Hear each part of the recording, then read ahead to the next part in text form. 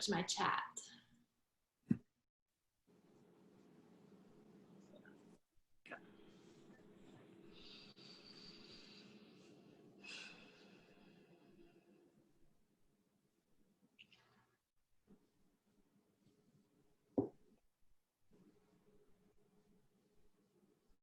So if you're just logging on, make sure you switch your chat to say all panelists and attendees so that everybody can see when you're trying to communicate with us.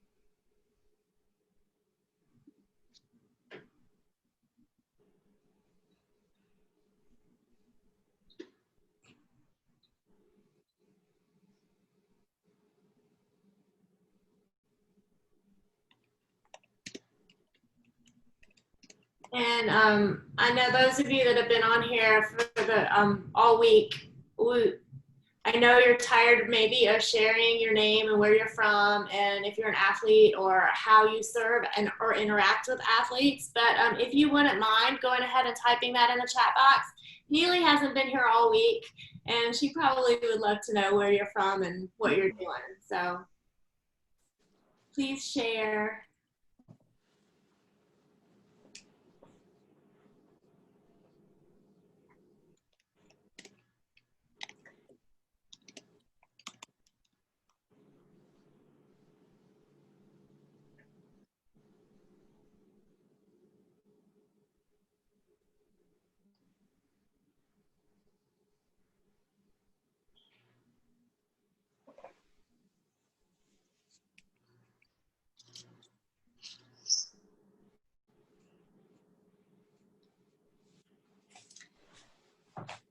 It's awesome. You have people from all over.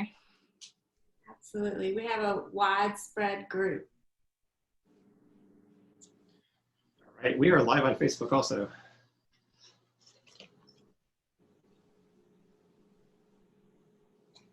I'll give people a couple more minutes to come on in.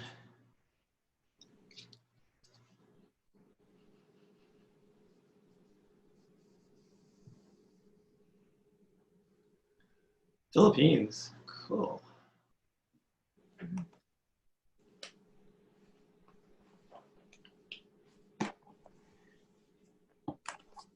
I'm gonna get this going early. If anybody wants to hop in the after session afterwards, I just put up the Zoom link as separate from the one you used to get in here.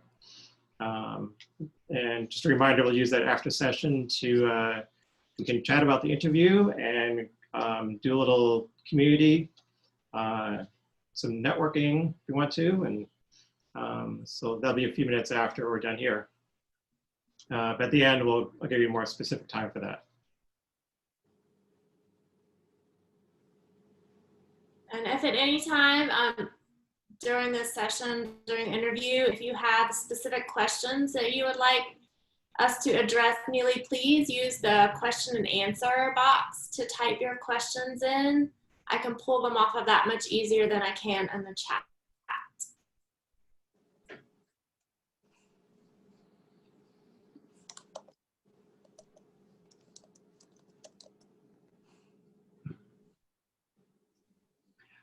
All right, should we get this going? Let's do it. All righty, Neely? I'm ready. All right. So I'd like to introduce Neely Spence Gracey. Neely was born into this sport literally. Her dad, Steve Spence, 1992 Olympic marathoner and 1991 world champs bronze medalist, was running the Boston Marathon on the day she was born. She grew up in Shippensburg, Pennsylvania, and in 8th grade, she set some big goals for herself. I'll hear more about those. Homeschooled by her parents, she began taking part in road races in her early teens and showed a passion and aptitude for the sport. While running for Shippensburg University, Neely broke Pennsylvania State Athletic Conference records, won 17 PSAC titles, was named the Conference Athlete of the Year for every season while Shippensburg from 2008 to 2011. That would be 12 seasons, indoors and outdoors and cross country. Mm-hmm. Wow. She's an 8-time NCAA D2 champion and still holds 2 NCAA records. Neely has represented Team USA in 5 international competitions, has raced in 8 different countries, where she most notably was the top American and 13th in the world in the 2013 World Cross Country Championships in Poland. After several bouts with illness and injury, which kept her from competing in the Olympic trials in 2012 and 2016, Neely had a very strong comeback. She opened 2016 with a win at the Rock and Roll New Orleans Half Marathon, and then made her debut at the Boston Marathon. She finished in 2:35, securing her spot as a top American and 9th overall. After recovering from Boston, Neely won the Rock and Roll Chicago Half Marathon, and then closed out the year with an 8th place finish, second American behind Molly Huddle at the 2016 TCS New York City Marathon in 2:34. Neely took the spring of 2017 to compete in lots of USATF national championships, where she now has 7 runner-up finishes. In 2018, Neely and Dylan welcomed their son Athens. She took the past 2 years off from competitive racing to stay home with Athens, and she recently ran the Houston Marathon to qualify for her 3rd Olympic trials. Did you run the trials? I started. Okay. You leave that one alone. Neely's excited for what the next year will bring and is ultimately building towards the 2024 Olympic year. Today, Neely lives near Boulder, Colorado, with her husband, Coach Dylan, 2-year-old son, Athens, and their Wisla Strider. Between mom life and training, she enjoys coaching her team of athletes through her Get Running coaching business. So, sounds like everything in life is running. Yeah, pretty much. I often put it that we're kind of unbalanced, but that's how it goes when you're passionate about something. Yes, absolutely. What were those big goals you set back in high school or 8th grade? Do you remember what they were? Yeah, so back in 8th grade, I was like, definitely had never really done competitive sports. I was much more of like a horseback rider, like theater, choir type person. And so I watched the Foot Locker National Championship on TV in 8th grade, and I was so inspired. And I told my dad, I was like, I want to go. I want to run at Foot Locker. And he was like, you realize this is like the Olympics for high school students. Like this is, you know, the top 40 best high school athletes in the country. You have to work hard for that. And I was like, okay, tell me what to do. I'll do it. And so it ended up being more of he had to hold me back from pursuing these goals like too aggressively, and like help me break it down into taking like very progressive steps through systematic training to make that goal a reality. And so I didn't qualify as a freshman. I was 14th at the regional and they took 10, and I was 19th as a sophomore and they took 10. And then I won the regional as both a junior and senior and got to go and compete at Foot Locker. So I initially thought that like once I hit that goal, I'd be good. But no, that's not how it works in running. And here I am 16 years later, still cranking away. Still chasing new goals, right? That's right. So as your father was holding you back, did you stay healthy through high school? Yeah, I was super healthy through high school. I think I definitely undertrained, I think, in comparison to what some of the people that I was competing against were doing. But my dad always had this long-term approach with me, and it was like, let's run off of talent more than anything in high school. I think as a freshman, I ran like 3 or 4 days a week. As a sophomore, I ran like 4 or 5 days a week. And I didn't start running 5 or 6 days a week until my junior year. My mileage was maybe like 50 max at that time. And so I wasn't doing a lot of like extra stuff like cross training or anything like that. My parents still wanted me to be a kid and to like not have extra pressure on top of already being an Olympian's daughter. So I really found that running was so fun for me and so important to me. And once I started doing it for myself with those specific goals, then it was just like, I don't know, it took off, and I loved the success that I saw relatively quickly, and I enjoyed putting in the work. So, and that's kind of how it's always been, I guess.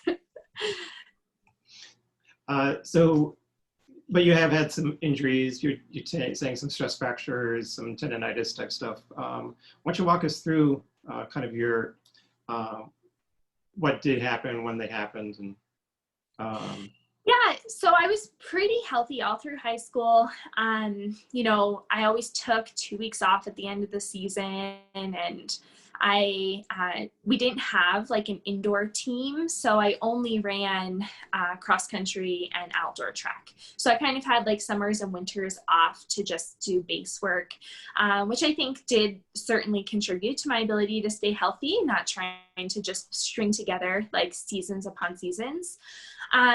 And then in college, I had like a couple little niggle injuries here and there, but nothing big until the very end of college. I ended up turning pro after my senior year of cross country. So I actually didn't run indoor outdoor track for my college that spring. And the reason being was that it was 2016 or 2012, and we were working towards the Olympic trials, and I had already qualified in the 5K. And so we just felt like it was going to be such a long season. Like if I was going from August when cross country started all the way to, you know, the end of June the following year, that was just a lot of racing. And my dad was uncomfortable because he was my college coach as well. And so he was uncomfortable with me not participating in like the indoor season, but still being on the team, or like reducing my like outdoor season, and not like contributing the same way that my team was used to. So we kind of decided to make that transition. And so I competed at the Bupa cross country in January of that year as my first pro race. And with 200 meters to go, I ended up like stepping wrong into this creek and twisted my foot, felt something pop, and turns out I had fractured my second cuneiform. And so unfortunately, that was like my first big injury, and it came at a really bad time because I'm prepping for the Olympic trials. I just turned pro, you know, I'm still in college, and I all of a sudden started to feel a lot of like that pressure and stress creep in. And so I ended up being in a boot for a while, and I don't feel like I had the guidance that I needed at that time. I don't think that I was able to listen as well to what was being told. And so I ended up being in boot for 12 weeks when I should have only been in for 6 weeks because I was cross training so aggressively, my body was unable to recover. And so it wasn't healing.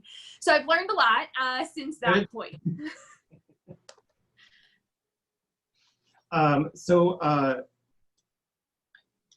Well, you've had some other types of injuries, some kind of tendon type of stuff also, tendonitis and stuff like that. Yeah.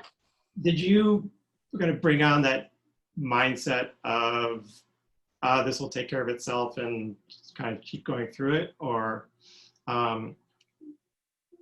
when do you find yourself accepting an injury as an injury?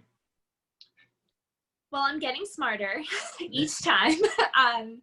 So, you know, that first big injury was 2012.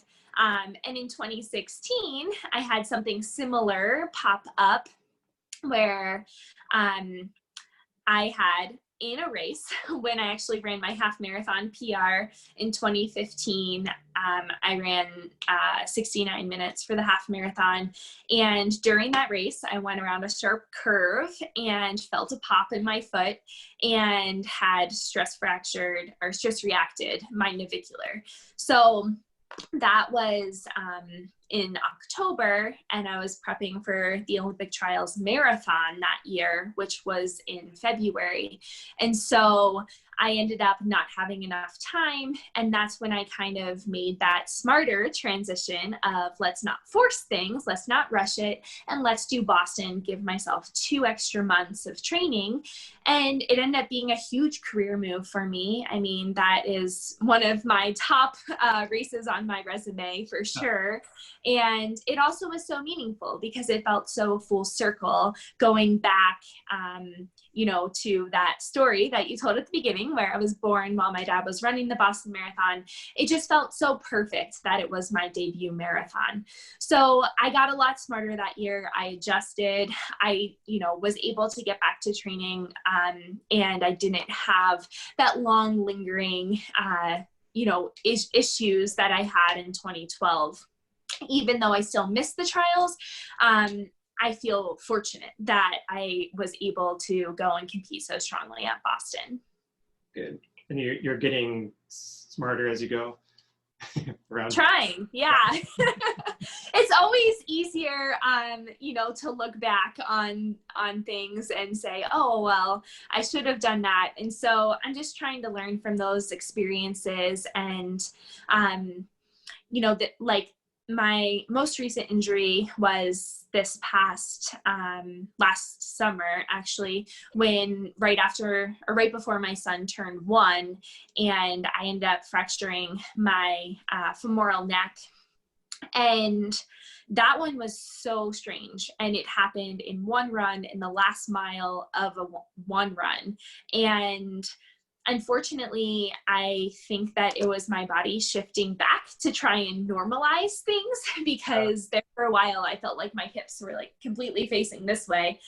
And then I had one run where I was like, oh, they're facing forward again. This is amazing. Like my body's starting to come back together and I feel more like me. And then like 2 days later, this happened. And so I think there were just too many things like shifting and moving around that were putting stress on different things. So that was like really a fluke thing where I look back and I don't think I would have ever known. Like there was nothing I could have done differently, other than maybe gotten an MRI right away instead of waiting a month hoping that it would get better. And then when I, you know, still could barely walk after a month, I was like, well, I guess I'll get an MRI and confirm things.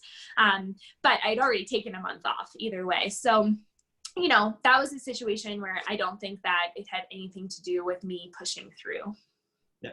Well, I think there's still a lot of learning to happen around sports science, around pregnancy, postpartum, and learning what kind of shifts do happen in the body and what it can deal with after having a baby. Yeah, totally. And I hope that there's more and more information that can come out. I feel like even in just this year, a lot more information has come out in regards to they're actually recommending 12 weeks after, you know, to wait until you start running versus 6. So I started running 6 weeks after I had my son, and, you know, research is now showing that that is far too soon. Mm-hmm. So, going down the road of mindset of injuries, how well do you bounce back from injuries mentally? It all depends. Some of them I have almost had a sense of relief. Like, finally I have an answer. I know what's going on. I can rest, I can heal, and I'll be okay. And then other times I have like almost anger, I guess, at like, why is my body failing me? Like, I was doing everything right, and why did it not work with me? And so that was kind of last summer, where I really struggled mentally, because it just felt like I had this really conservative plan coming back after having Athens. I, you know, took things really, really slowly. I took rest days. I did walk run for 2 months. You know, like I felt like I had, you know, really developed a very conservative plan, and it still wasn't conservative enough. And that was really frustrating to me. And it made me question, like, is my body ever going to be able to handle the workload that I had been doing before? And I would say that was probably the most challenging, and I struggled because it was hard to find people to talk to who could really understand it. And so I actually did a podcast last fall, and I was just coming like back on the other end of it, where I was like just starting to run again, and I still kind of felt crappy, and I wasn't, you know, enjoying it as much as I thought I would.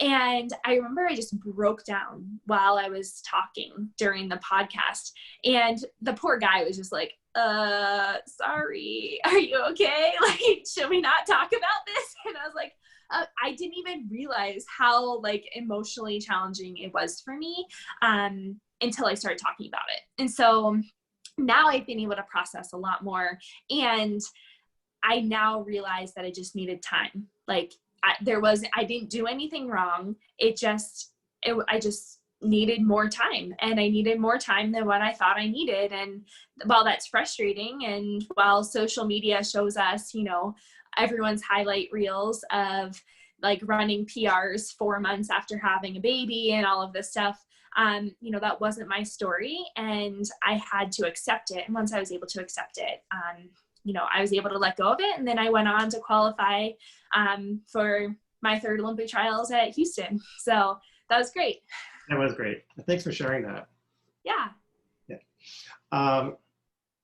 So we all know you're elite athlete for a father, Olympian, world championship competitor. I'm sorry, the Olympian and world championship medalist. Did having him as a parent affect what you used as treatments for injuries? Did he have a knowledge base that was broad? Yeah, so it's really interesting. I don't really feel like he had many injuries. So he didn't really have a lot of information when it came to, you know, what to do or how to recover. There were a couple pieces of information that he did give me, and tips that I feel like have been really helpful. And one is, he was always a big proponent of strength training. And so he was doing heavy lifting as a distance runner long before heavy lifting as a distance runner was, you know, a thing. It's definitely become a huge thing now because we have that understanding and everything. But back when he was training in the 80s and early 90s, a lot of it was like, distance runners shouldn't lift because you'll get too bulky and all this stuff. And he was like, you know, doing Olympic lifts and everything at that point. And so that was something that I feel like has been really interesting, because I've been lifting since 8th grade, and we've always incorporated some of that heavier lifting into my routine. And I always feel better and stronger when I am in the gym and I'm lifting. So I feel like that's one thing that has helped me with injury prevention. Mm-hmm. And with that, like more powerful stride. And then I also feel that he would always tell me, you know, there's not a lot of secrets to recovery when it comes to an injury. It's resting and listening to your body. And so he was very much just you know, we didn't really get MRIs. We didn't really get x-rays. We kind of just listen to our body, and if something didn't feel good, we waited till it felt good, and then we tried it again. And so he often mentions that when he would obsess over like what was going on, that it would take longer for him to recover and to feel better, and that it was actually better if he just kind of took a step back and like did other things that brought him joy, and then he would heal faster. And so, of course, at first I didn't believe that, because I was just like, are you kidding me? Like, I have to ice at least 600 times per day and I will recover quicker. And finally, like, I got so frustrated with just like, all I do is try and heal this stupid foot, that when I did let go, all of a sudden I was like, oh yeah, it's actually, I do feel better. Like, I'm not constantly like obsessing over this issue. Yeah. And reminds me of when I was talking to Dr. Josh Fontala on Wednesday. He has a background as a strength and conditioning coach, chiropractor. Now he's doing some soft tissue kind of hands-on work. But he says when he asks his athletes, he says it waits about 2 days after an injury, and then he'll ask them, how long do you think this will take? How long would the recovery be for you? He'll asking the athlete. And he says pretty much spot on every time. The athletes can predict the timing of when they return from their injuries. Mm. I think that's sort of that understanding of, hey, I'm listening to I'm self-aware. I'm listening to the body. I know how this feels and what it can handle. And I also think there's some that puts some more of, I won't say pressure, but effort on their part to put the work in to get to the point where they're back to competition. Yeah, like the self-awareness is so important. And I totally think that,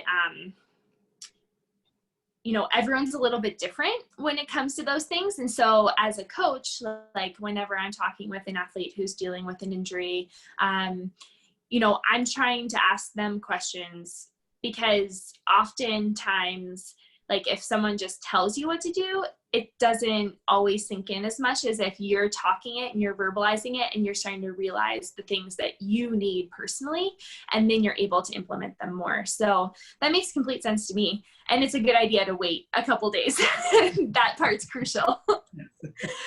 Get rid of the emotional part first and then move forward. Yeah. So you just mentioned that you have some athletes that you coach. Have you been growing your knowledge and as a coach, different things you can offer up to your athletes? And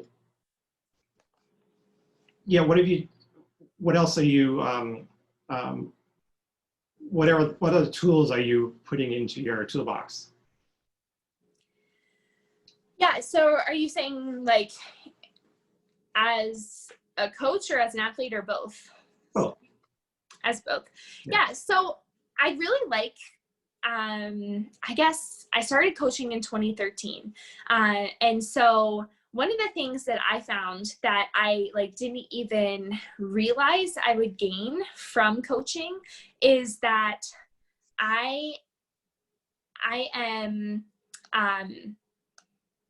learning just as much from my athletes as they're learning from me.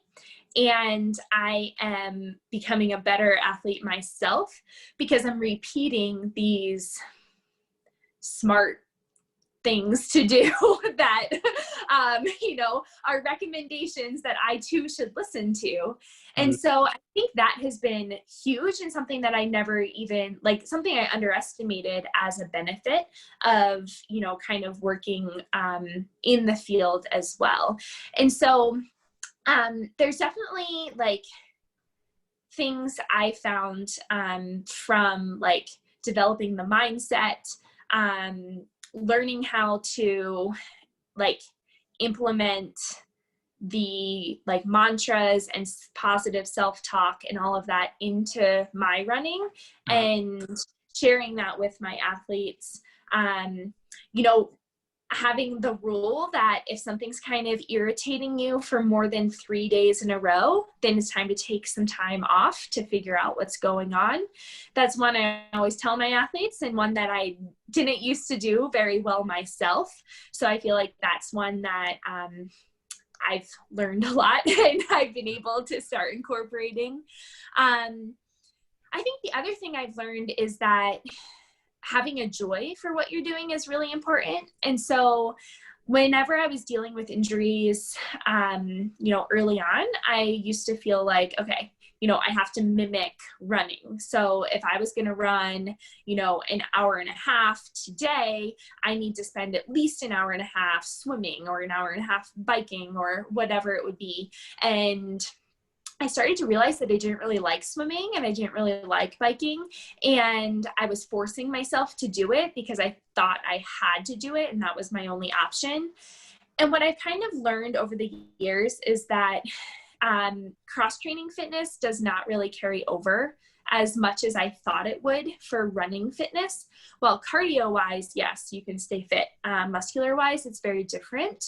And so I used to think like, oh, well, if I can maintain, you know, this many hours per week of working out, then I can just not skip a beat and I can get right back into running.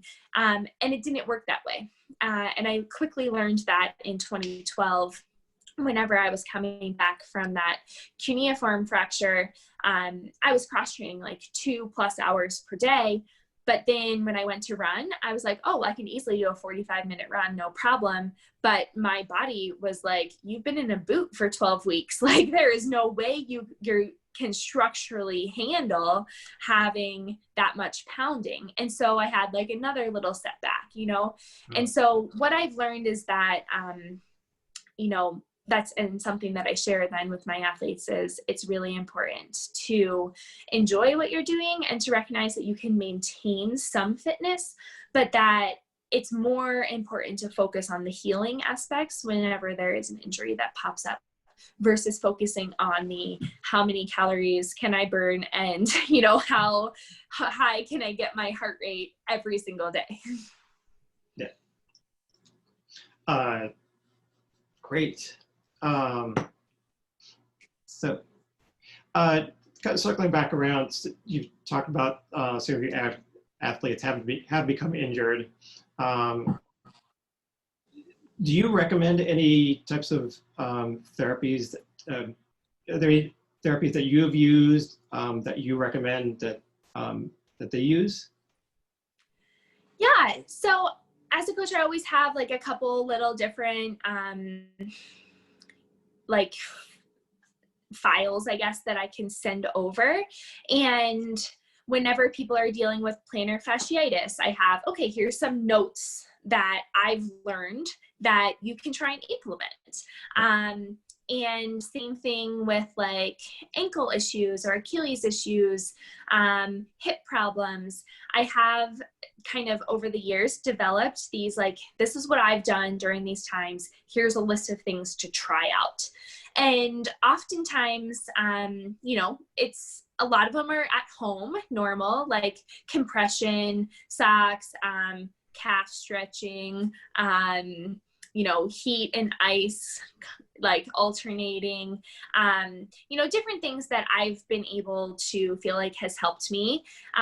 Sometimes I find like ice massage is more like works better and is more impactful than just like laying ice on top of my body. So, you know, I'll often incorporate that and I'll be like, hey, like get some Dixie cups and do some ice massage and see if you can really work out that tightness while reducing the inflammation.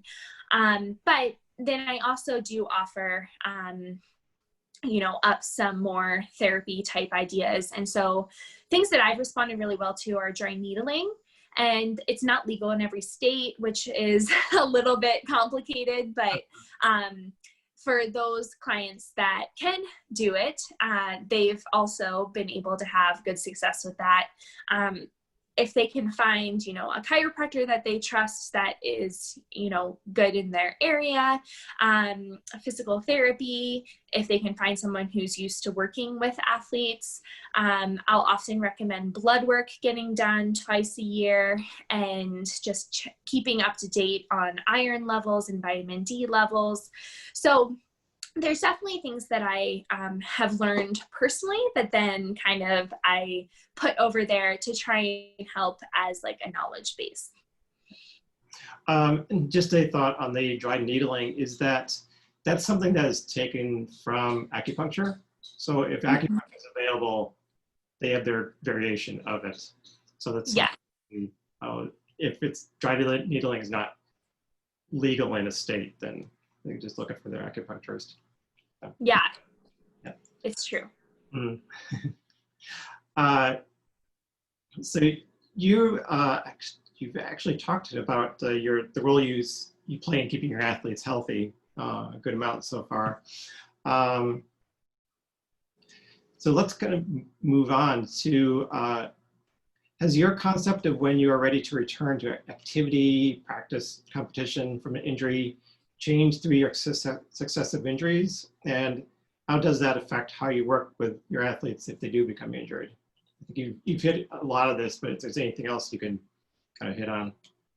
Yeah, so I'm a really big fan of listening to the body and not forcing things. And I think that there is a time and place, like if you get a little niggle in the final week of training leading into a really big event, and you know that it's not, going to become a huge career ending, like you're going to break your pelvis in half type of injury. There are times where, it's kind of up to you if you want to run through it and give yourself a shot. But I personally have definitely struggled with trying to figure out when to push and when to not. And about like a year and a half ago, I got shin splints when I was coming back after having my son. And at first I didn't even know what they were, because I was like, really? Like I have shin splints? Like I thought that's what you got in high school, when you were like a very much like casual runner that, didn't do any work over the summer. And I was like, what? Like, this is so frustrating. And so I didn't really know how to handle them at first, because one, I didn't really know what was going on. And then two, I was like, what, why me? Like, why this injury?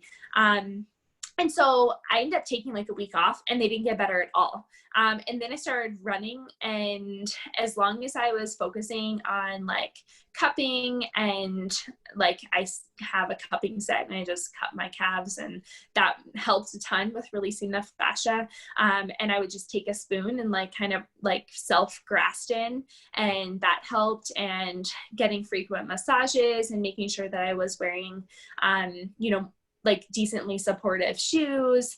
And I was able to run, and like they went away no problem. But then I've definitely had times where it's like, there's something that flares up. I had like a ligament kind of get inflamed on the top of my foot, and I took 3 days off, did some swimming, and I was able to get it to go away. I remember 3 weeks out from the New York City Marathon in 2016, I strained my calf, and I ended up having to spend a couple days in the pool. But then I was able to get back into training, and I utilized the Ultra G for a couple workouts until I felt confident that I could run on it. So there's definitely times where it's okay to push, and then there's times where it's not as smart. And so in 2017, I was again preparing for the New York City Marathon, and actually ran the Falmouth Road Race in August. And after that race, my foot was just killing me, and I was having some insertional post-tib tendonitis issues. And I spent about a month trying to rehab it. And as long as I didn't do any speed work, it was manageable and it was okay. But if I attempted to do any speed work, it would flare up, and I like couldn't run for a couple days. And after a month of that, I was like, I'm not going to run New York if I can't get in the workouts that I want to get in. And I don't want to race and not feel confident in my performance. So I ended up scratching, not competing that year. And that's when we kind of decided to, hey, I've been doing this for a long time. I kind of need a break. And that's when we tried to get pregnant, and we did. And so I took a couple of years off, and now I'm excited to be back, and I'm definitely more cautious, I think, on this end of it than I've ever been. Kind of forced to be a bit cautious to some degree right now with what we're dealing with with virus. But I assume your plans coming off of the trials are probably a bit different than they are now. But what do you see is coming up next for competition? Yeah, so it is a weird time. I was hoping to run a fall marathon. If you kind of look at my stats, I definitely have some strong performances from 5K to half marathon. And I feel like my marathon is certainly my weakest event at this point, but it's the one that I'm most passionate about right now. So I'm excited to pursue that and learn more about the distance, which I think is one of the biggest parts of the marathon, is becoming comfortable with the distance, learning how to fuel, learning how to hydrate while running fast, teaching your stomach to handle having a lot of fuel and fluids in it. So yeah, my focus is definitely the marathon right now. And I was really proud of myself for competing at Houston after having, 2 years where I barely ran.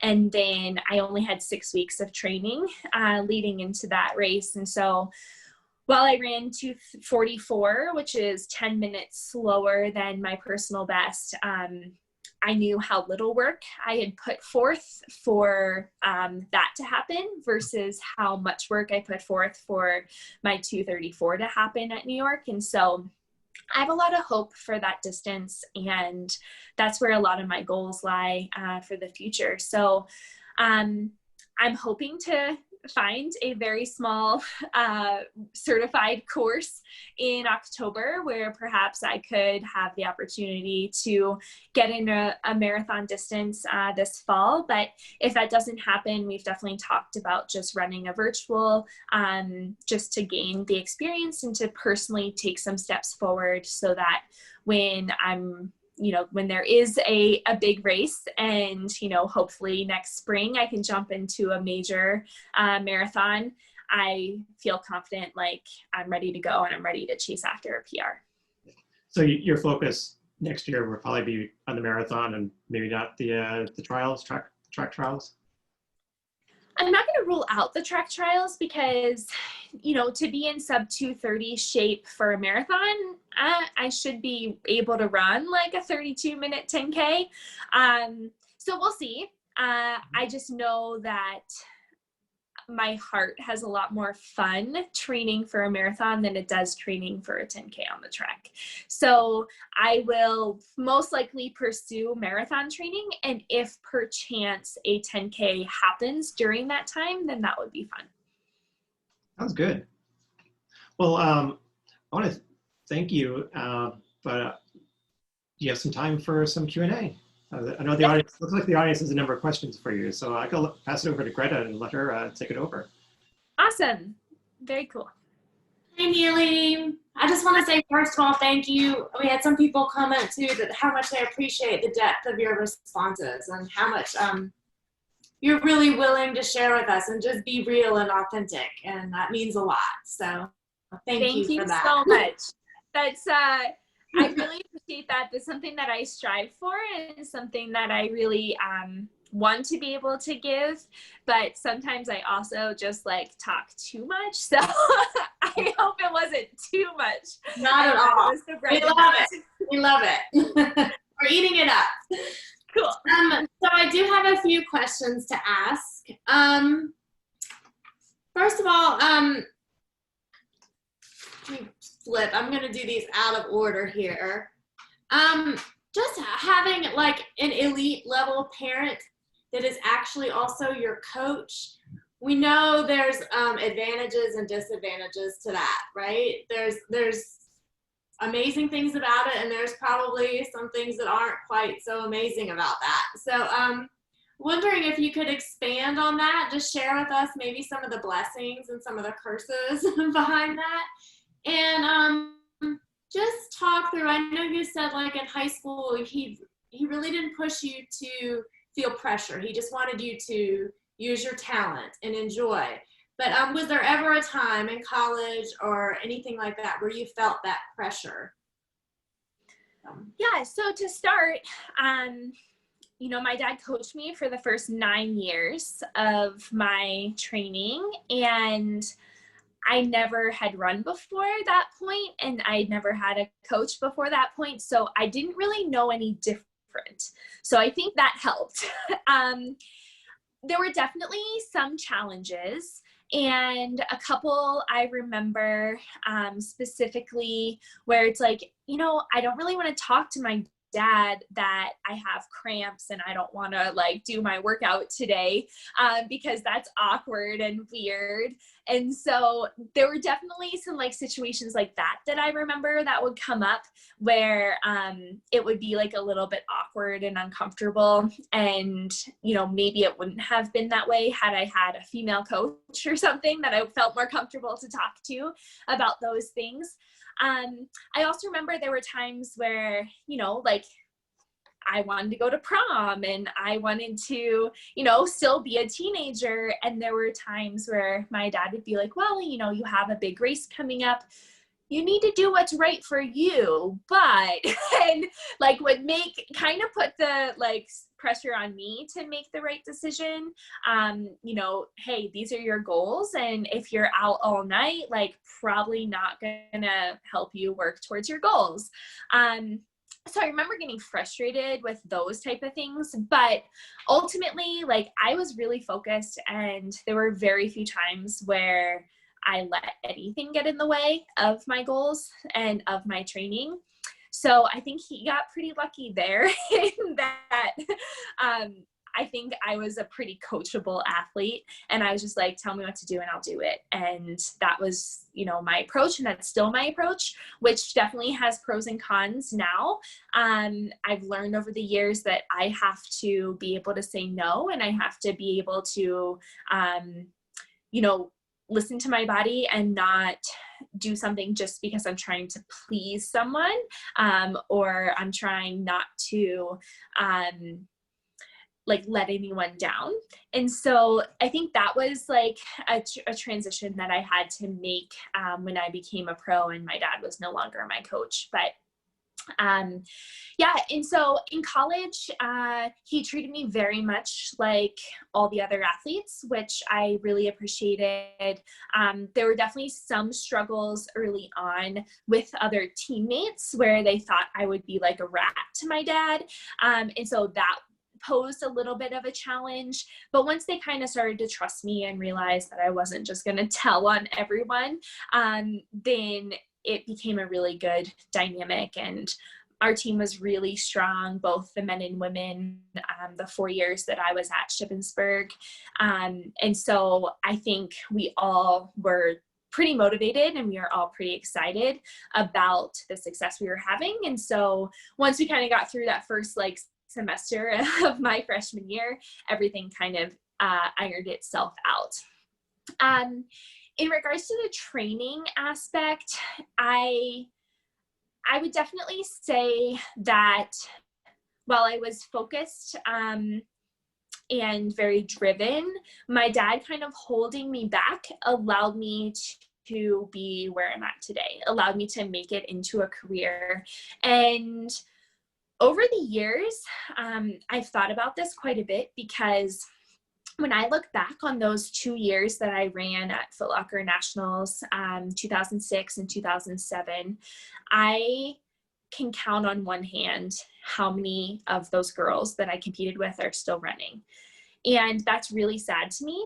And, you know, when I look back on that, you know, those should be the people who are Olympians today, and those should be the people who, you know, went on to do huge things in college. And there were so many of them that, you know, that was it for them, and they didn't make it through many other seasons after that. And I really am proud of the high school students that we have today, because I've noticed a really big shift. And I think that this is, you know, thanks to coaches out there who are recognizing it, thanks to parents who are recognizing it, and I think also the professionals like myself who are able to provide more and more insight into, you have to be strong, and it's important to you know, get your period as a female runner. It's important to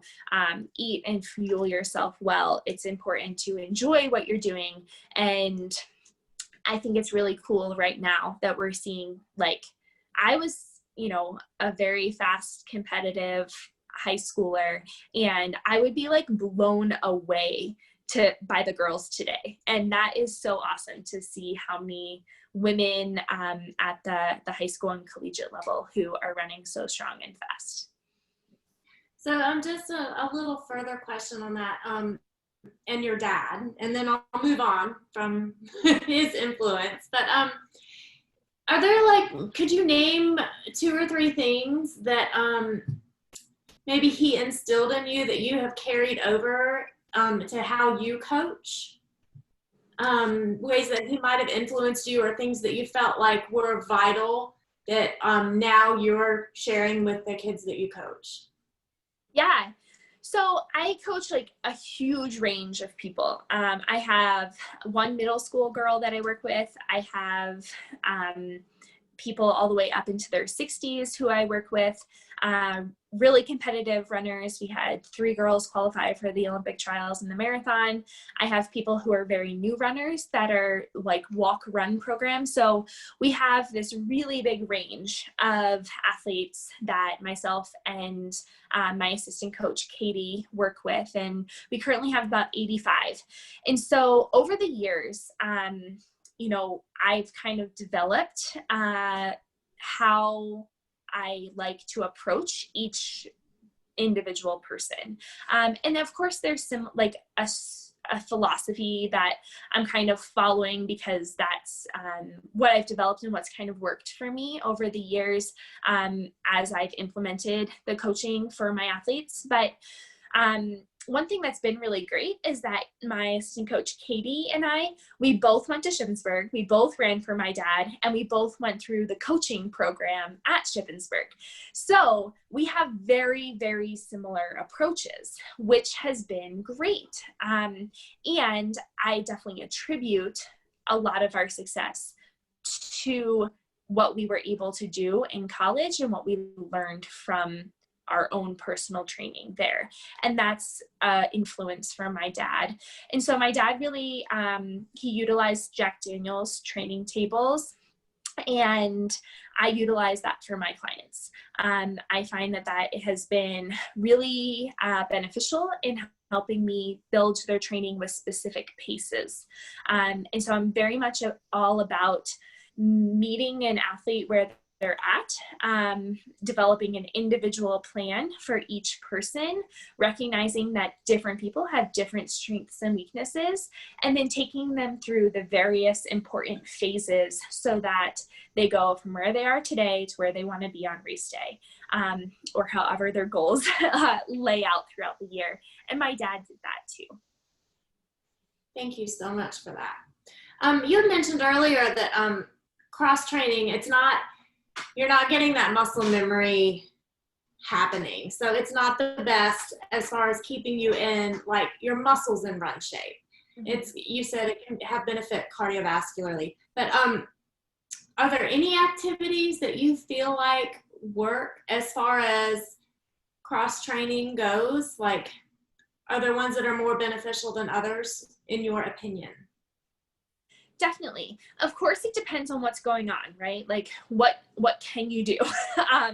So for example, when I had my femoral neck fracture last summer, the only thing I could do that didn't bother it was I could swim with a buoy between my legs. So I was only swimming with my arms.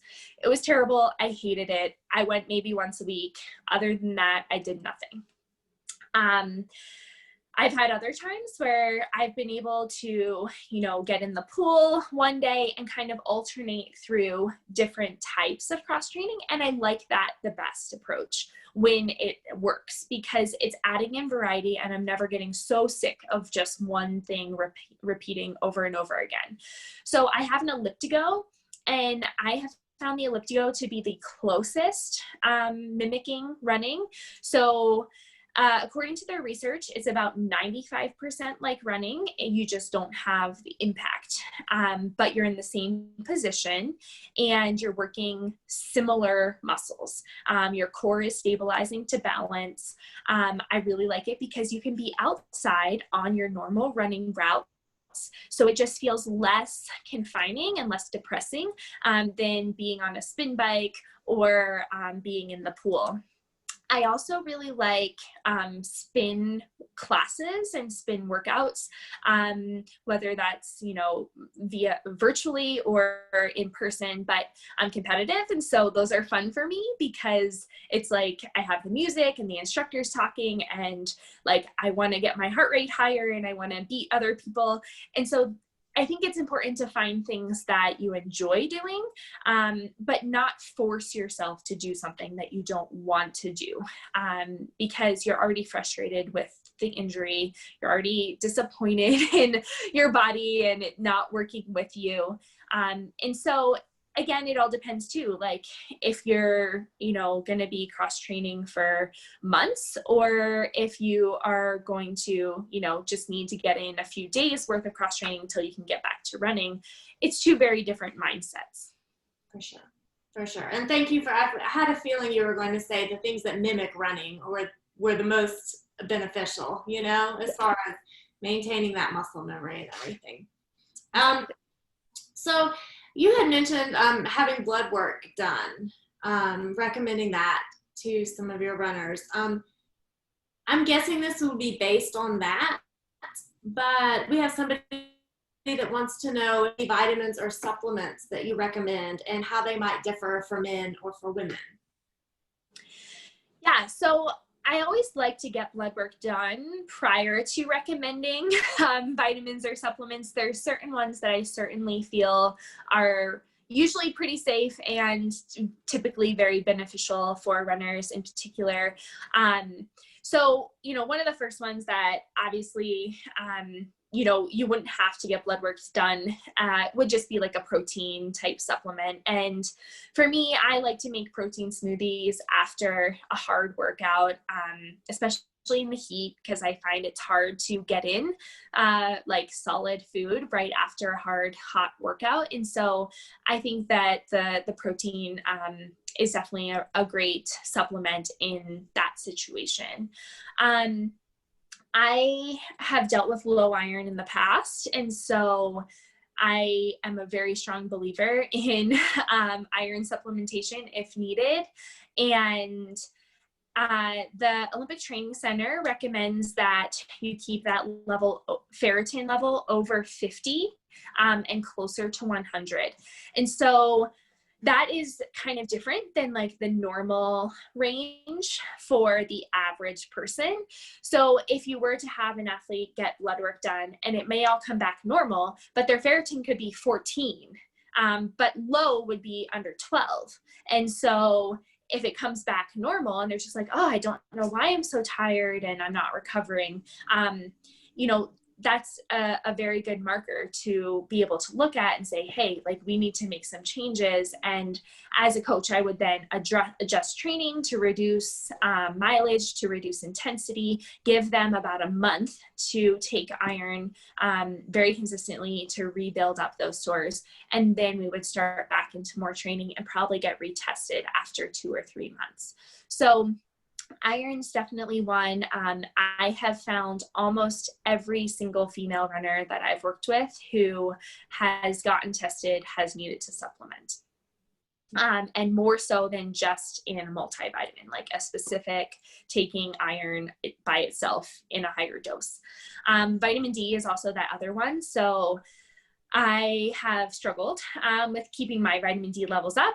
Hence, I've had a lot of stress fractures, and they're very tied together with bone strength and vitamin D. And so I am a huge fan and supporter of getting vitamin D levels checked and making sure that that level is also over 50. And so those are the two markers that I find to be like really, really critical for runners specifically. Of course, there's other things that, individual people are going to need to look at, like thyroid panels and, various different stresses that like stress hormones and stuff that might come up. But yeah, for the most part, those are the two that I find to be really important. And I actually am recently starting to work with Inside Tracker, and they have blood, like options, what's that called, where you can like pick what you want to get tested, and then you can buy that script, take it to the doctor, get your blood drawn, and then Inside Tracker sends you results specific to athletes. And so that's been really neat. And I have a couple of clients who have been utilizing their stuff, which has been awesome, because it says, yeah, while your ranges are normal for an athlete of your caliber trying to do what you're doing, should actually be more here, and here's what we recommend you do. Fantastic. I'm going to be looking into that myself. So thank you. Yeah. And then the other thing is I'm a big fan of fish oils. I think that's a big one, especially for hormone balancing and inflammation. And curcumin is another one that I take because I try to avoid taking ibuprofen. And so that's a really strong anti-inflammatory. And then I've also recently been doing some research on collagen, and at first I was like, this is just totally a fad, like it's one of those, you know, it's this year's cool thing, but there's actually been a lot of research with athletes and collagen. And so it's from what I've been reading, if you take it about 1 hour prior to exercise, that's when it's the most effective. Good to know. It's always hurt my belly, so I haven't found one that doesn't bother my stomach. But yeah, and everyone's different there too. Yeah. Okay, so we have do you have time for like maybe 2 more questions? Let me know, how are you doing on time? You okay? Yeah, I didn't want 2 more. Okay. So what recommendations might you make toward elite high school female athletes, female runners, who are really focused on, you know, winning the gold, right? They're focused on state titles, All-American finishes. They're super competitive. So what recommendations would you make to just help them stay balanced, to be able to train really hard, but train smart, and stay healthy? So how do you find that balance? Well, I think a good support system is critical. That's the first one at any level of running. If you're going to be healthy and you're going to be running strong, is you need to have a good support system. People in your corner telling you, you know, when things are going great, and telling you when, you know, you need to make some changes. People who you can trust, for sure. I definitely think that the blood work is so essential, especially at the high school level. So making sure that your high school female runners are getting tested at least twice a year for the iron and the vitamin D, because those markers can take a little while to go down, but then they take a little while to get back up too. And so you could lose a whole season if those levels, you know, got too low at the start of, you know, a cross country season. And that would be really unfortunate for someone who is, you know, so focused and so excited about their goals. In terms of balancing, I think it's really important to make sure that you're doing normal age appropriate things. And so I definitely remember when I was at Foot Locker as a high schooler, and there were certain very high level athletes whose parents were very upset that they had to share a room with another athlete. And there were parents that were brought in all of their kids' own food because they didn't want them eating the food that was being, you know, served at the hotel. And I think that's kind of too much. I think that there is a healthy balance in that having parents be supportive and encouraging is one thing, but having parents be so controlling is not so great. And so That's obviously not something that as a coach we can really change as much, but you can, have conversations about it. And I think that goes a long way for high school students and for their success and also their longevity in the sport. Because if it's coming from them, that's one thing. If they're saying, hey, this is what I always have the night before a race, this is what I want to eat, that's one thing. But if the parents are saying, you can't eat anything except this, that's not a healthy approach. So hopefully that example kind of makes sense. And I think that, my experience with working as a coach with many different high school students and high school athletes is that it's really important to instill confidence, to help teach them kind of over time to have good self-awareness, and to say, hey, like, these are your goals. What do you think is going to help you get there? Let's talk about this together. You need to own this with me. And it's not just you show up and you do what I say. Let's be in this as a team. And I think that approach has gone really well. Great. Thank you. I do have another question for you, but before that, I just wanted to clarify. Somebody is asking what specific type of inside tracker test did you recommend? I will look that up. So I'll get back to you on that in a sec. Let's answer the next question. That's so kind of you. Thank you. Okay. And so, as you've gotten older, as you say, you're training smarter, you're listening to your body more.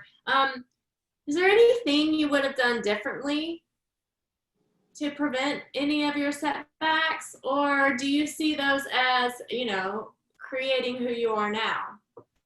So, I mean, I wouldn't have preferred to go through all of these things. I wish things would have gone more smoothly.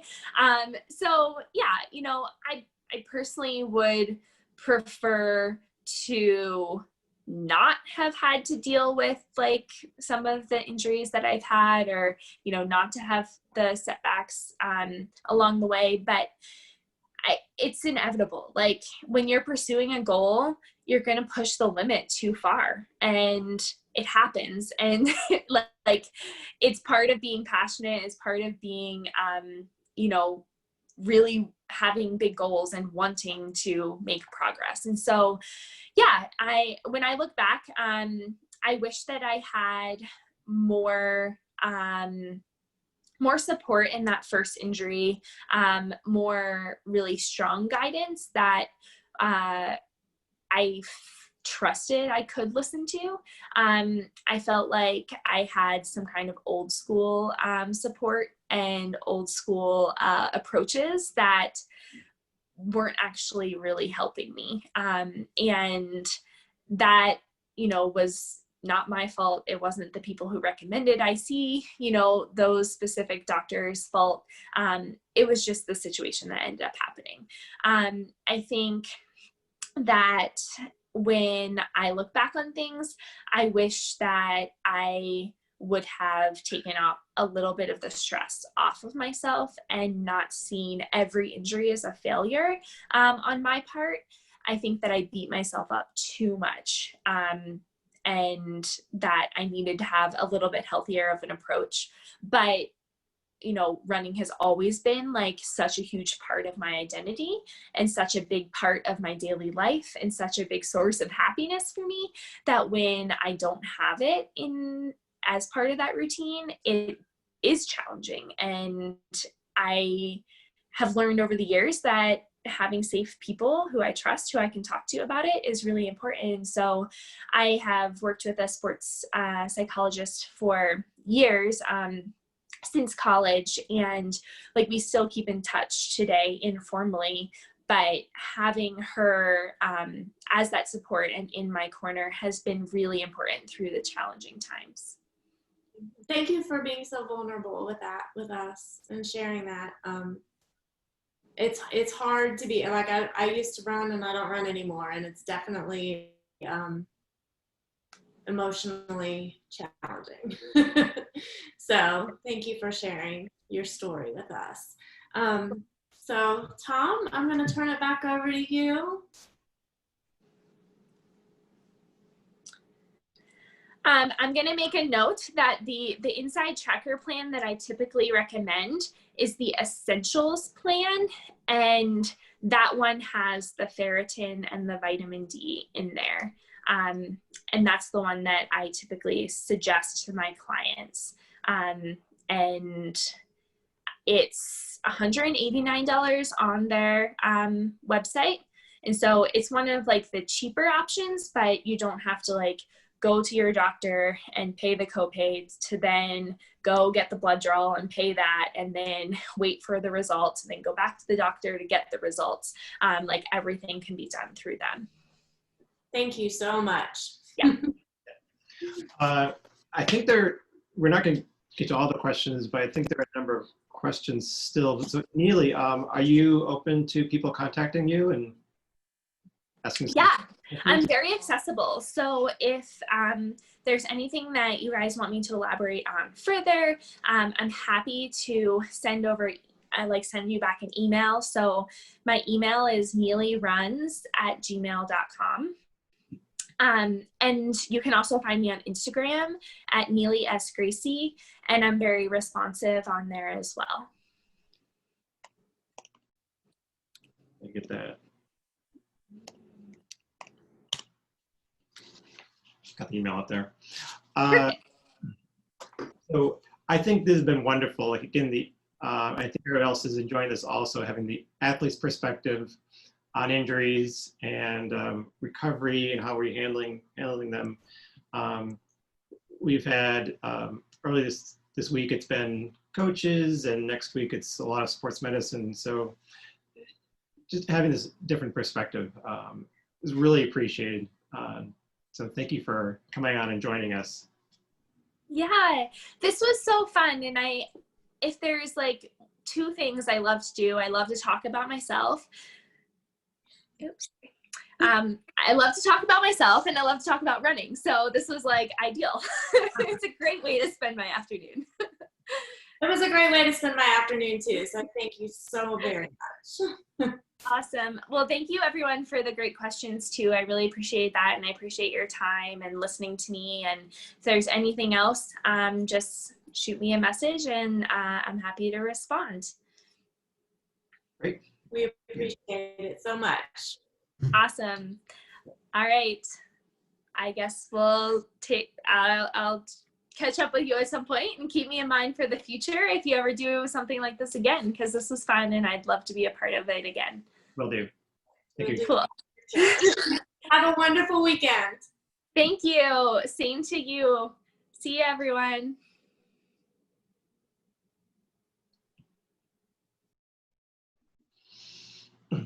All right. Wasn't that wonderful? I mean, like for after session, if anybody wants to gather and network and chat. Absolutely. There